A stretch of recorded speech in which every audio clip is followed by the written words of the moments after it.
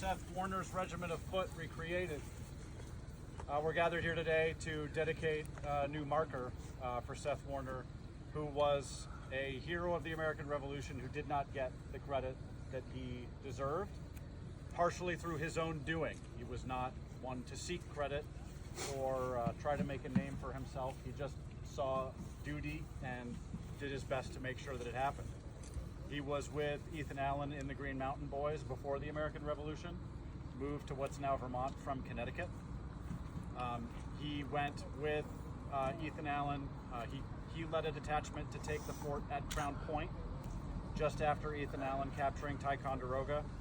The majority of the artillery that went to Boston to end the siege there and force the British evacuation came from Crown Point, not from Ticonderoga. After that, the Green Mountain Boys were recruited into a regiment of militia, which Seth Warner led into Canada in the fall of 1775. They participated in the siege of St. John's, Canada, and in the Battle of Longueuil, and the capture of Montreal. They retreated back into Vermont, their service having been completed, and then were reformed, marched into Canada in winter of 1776. When the British reinforced Quebec City and the American army withdrew, Warner took it upon himself to secure the hospital, which was going to be abandoned and left, and pulled it off on his own initiative. They shepherded the sick and functioned as a rear guard during a lot of the retreat from Canada in 1776. They were then stationed at Mount Independence in Vermont, helped build the fortifications there.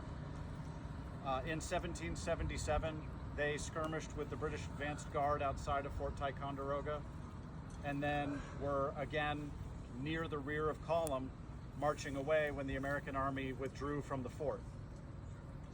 So Colonel Francis was in charge of the official American rear guard and posted his men at Hubbardton, Vermont. Seth Warner arrived with his regiment and took overall command, and used his experience functioning as rear guard in the withdrawal from Canada to set up dispositions there. General Simon Fraser of the British Army arrived with the light infantry and the grenadiers on the morning of July 7th, 1777, and attacked the American forces there. Warner very nearly defeated Fraser, the best the British had at the Battle of Hubbardton. But then some of the Brunswicker and Hessian troops arrived, and those fresh troops turned the tide of the battle, and they led a retreat over Pittsford Ridge and then down to Rutland. There, Warner's regiment maintained the Valley of Vermont in American control, harassing Brunswicker and Hessian forces stationed at Castleton. And then Warner's was the continental backbone of the Paulet expedition, often known as Brown's Raid, which went to Ticonderoga in September of 1777 and cut British General Burgoyne's supply lines, and eventually forced his surrender at Saratoga. They were also a key factor in the Battle of Bennington, where they arrived in the nick of time to confront a 600-man Hessian reinforcement group. Warner's regiment by that point was down to 150 men. Nevertheless, they attacked 600 Hessians head-on and then worked around to their flanks and almost succeeded in surrounding them and cutting them off before darkness allowed them to escape. Seth Warner was never seeking glory for any of these actions. Thereafter, he seemed to take some kind of illness and was less frequently in the field with his men as he got sicker and sicker. He would return to Connecticut to try to get medical treatment, and he died there in 1784 in his 40s. We talk a lot about Ethan Allen.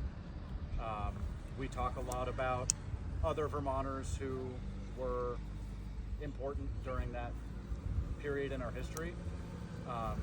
Seth Warner was the backbone in a lot of very important events that allowed us to be an independent state and an independent country, and it's important that we try to honor him to the extent that he deserves, though he never sought that during his lifetime. Hand on your arms.